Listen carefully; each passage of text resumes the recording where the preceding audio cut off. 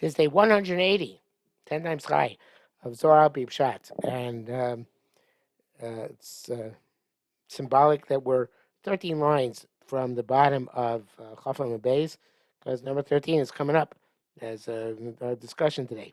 So we might begin with line. Michelle Sam the Tchura, as we've already said, the governance of the day is masculine, Michelle Salah the Nukva. Governance of night is feminine. Umar Gadol, and the great luminary, not sure, looks like it's a bracket, parentheses there. Not sure why. Umar Gadol Daru Shimsha, the great luminary, that's the sun. Pisa Trainers are Piskin, has 12 openings. Now, in the ancient astronomy, the Rakia had openings for the sun, but I'm not sure that's what it's referring to here, because I think there were 365 openings. Each day the sun came out with a different opening. But it's there's a whole movement, evidently, called the Duodecimal or dozenal movement, which would want humanity to take base 12 as the basis of its calculations, not base 10 as we use today. And there are many advantages of that, which are the 12 is a much more divisible number, and evidently gives much better, elegant answers to the divisions. And we know in commerce, a lot of things were based on dozens. Evidently for that reason, because it's much easier to divide into multiple subgroups than 10. So, and of course, the hours of the day are divided into 12. But so there is this idea of 12 being something which is all 3 in all directions, right? 4 times 3, and each direction divided into 3 means that it's a comprehensive type of system, as opposed to 10, which doesn't divide up well into 4 directions. So, of course, 3 obviously represents a unit on each side, without going into that in any greater detail.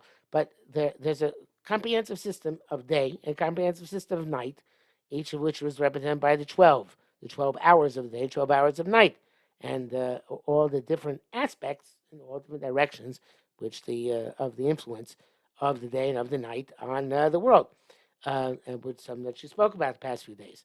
So again, the trace of Pitkin, East Bay Train has Pischin, has 12 openings. East Bay Train has Shaite, 12 hours. The Shimsh Shol Ayoima, and the sun governs the day. In other words, it's the 13th, that which unifies. Echad, right? More Katan, East Bay Train has Pischin. The moon also has 12 openings. The Sierra, and that's the moon. The Shalta Aleli, and covers the night. The East Bay Train has Shaite, and the night is 12 hours. So again, the moon and the sun are their control, each their sphere of influence. Valda, Bayomi Hashem Echad. Hashem, of course, Yud Kei Vav King of 26. It comprises the day and the night together. Obviously, Hashem distributed these 2 different aspects of his Hanoga to the night and to the day, but it's all unified under Kodesh Baruch Hu, under Hashem Echad, Shema Echad. Shimsha betreasar pischin is abi gimel mechel derachmei. The sun and its 12 openings become the 13 midos of rachamim. Leil sierra utresa pischin, and the night becomes the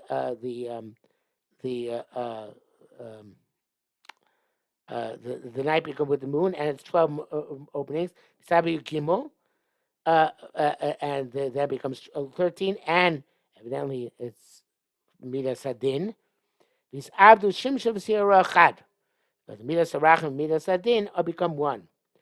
And then he says in parentheses here, Yom V'Laila Echad, Adoksim, Vayer, Vayivoku Yom Echad, V'Roza Dola Ela. So obviously the morning and night become unified. And the idea is that Din and Rachamim go together. It's all one Hanog under Kodesh Baruch Hu. Don't think that even though each one is a unit unto itself, an Achdus unto itself, that they are separate. No, everything is all Ratzon Hashem, whether it's Anyway, that whole part of the Zohar was inside parentheses. We'll just notice the close parentheses now. And now it goes on. Esikol Chavim, the stars. Came Nukul Pakitas Besa, once the feminine, which here is the moon itself, directs its household, how to conduct itself. This is the Bala, and it goes into its husband.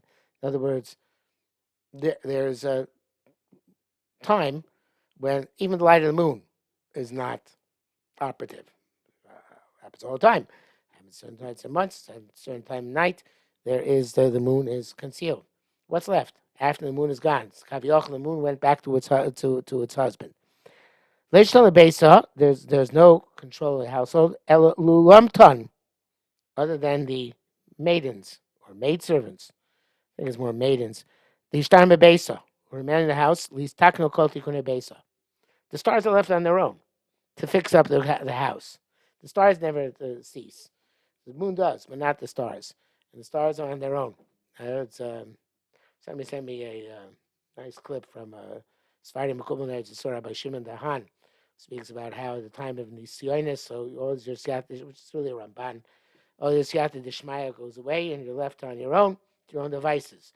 So in that time, depending how long Nisayon lasts, it's a type of great fright, a great difficulty because of the apparent lack of Siyat Dishmaya. And Barry Kaplan in Inner Space speaks about this when going between level and level, the klipa between level and level in the Nevuah of Yechezkel.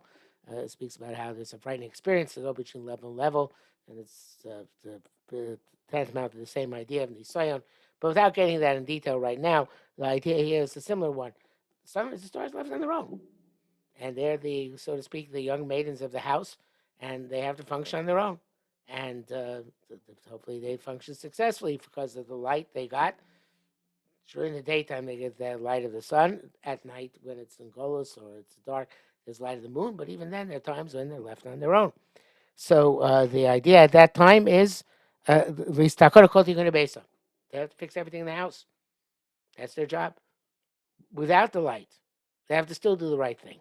So the person let stay without Siyata Dishmaya. It's not an excuse. You have to do what you have to do. It's difficult. It's hard. But that's what you have to do. Besides, side of basis, after that, the stars function on their own successfully. Then everything goes back to the governance of the light. In other words, the light is restored, the mask is restored, the light is restored. As is appropriate. But at that time, the Zohar is being very terse about it. There's a time of night, a time of darkness when there isn't even a moon. There's not the light of the sun, there's not the moon, all there is the stars on their own.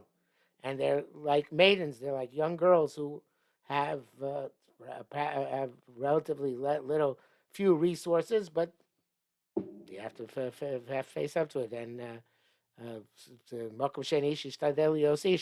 so the idea is that a person faces a difficulty, a darkness, it'll pass. But in the meantime, even if you feel a lack of siyata dishmaya, you have lo mashim lo mashena, have to get through it. If it's a Shem, we will.